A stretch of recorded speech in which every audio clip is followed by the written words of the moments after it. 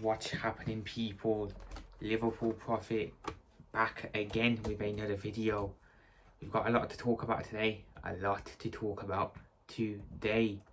But let's get into it without further ado. There is a lot to talk about. More news on Frimpong, more news on Wirtz. It's all there to be spoken about. It is all there to be spoken about. But without further ado, let's get into this. So, it has been reported that Mr. Jeremy Frimpong has flown in to Liverpool for his medical. Now, in my opinion, great news. He has landed in UK from his private jet with Bayer Leverkusen to complete his 30 million transfer to Liverpool. So we can all rest now. This Frimpong thing is happening. It is happening. Jeremy is going to be a Liverpool player. The medical will probably be done today. If that all goes to plan, I think the reveal could happen maybe tomorrow, the day after tomorrow. So there's nothing to really worry about. It is going to happen.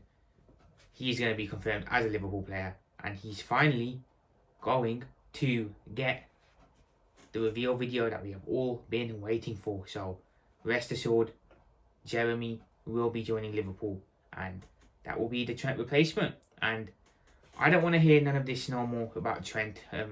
I'm still seeing people on socials crying about Trent leaving, all this, all that. I'm going to big up Trent for one thing. He did put out a social media message regarding the incident on Monday at the parade show. Big up him for that. Massive respect for Trent for that. He didn't have to do that, but he did it. So I'll big up him for that. But I don't want to hear no crying about Trent no more. He is gone. He's left. He's a Madrid player now. Let's focus on our new right back, Jeremy. And let's get behind this guy now. This guy is going to be our new Trent replacement. So let's stop crying about Trent. And let's move on now. And look to the future with Jeremy Frimpong. But yeah, Frimpong is going to be joining Liverpool.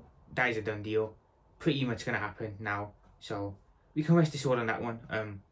What I wanted to talk about, interestingly, is Florian Wirtz. Now, there are rumours that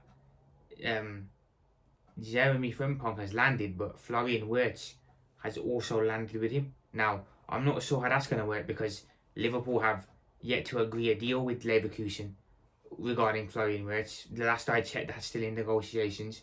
Edwards and Leverkusen are still negotiating that. So, why Wirtz would be flown into Liverpool with Jeremy Frimpong, I have no clue.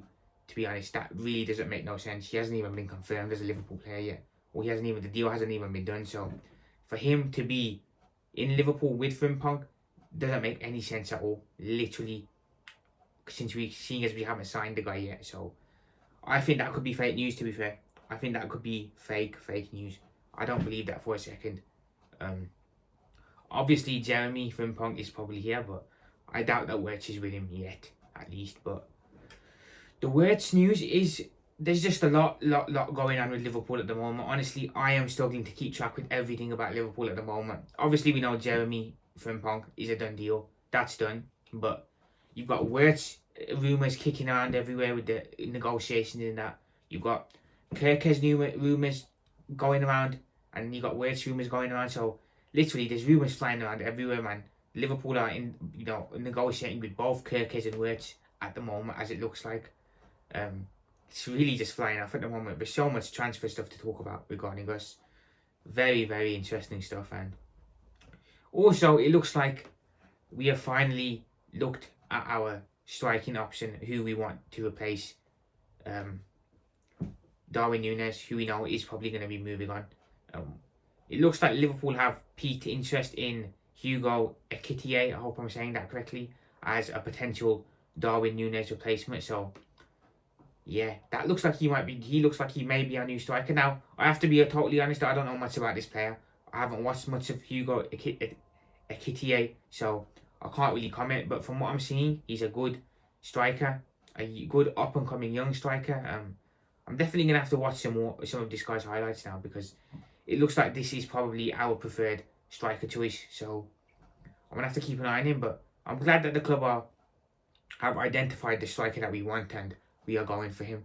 I just sincerely hope that this is going to be an upgrade on Núñez, because The last thing we need is to be signing another player similar to Darwin Núñez, who is just not going to cut it at Liverpool. So I trust Michael Edwards and the club to get the right striker in this time.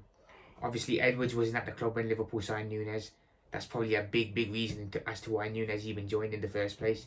If Edwards was here, I doubt that Núñez would have even been signed. Honestly, that was a bad decision looking back on it. But yeah, it looks like Hugo Ekitike will be Liverpool's preferred striker choice. And I have to say, big up to the club, man. Big up to the club again. It feels like I'm bigging the owners up a lot recently, but they could have easily gone with the signing of Wirtz. Okay, look, we are not going to be signing a striker now. Wirtz can play the fake nine like Bobby Firmino did. But no, it looks like the owners actually are like, okay, we've got Wirtz. Now let's go get a striker as well, which I think is very good. I mean, I easily saw FSG cheaping out on this one and saying, here's Wirtz, use him as a fake nine. You don't get a striker to start. But it looks like Slot is being backed all the way this summer window, and I love to see it. He wants a striker, he wants Wirtz, he wants Frimpong, he wants Kerkez.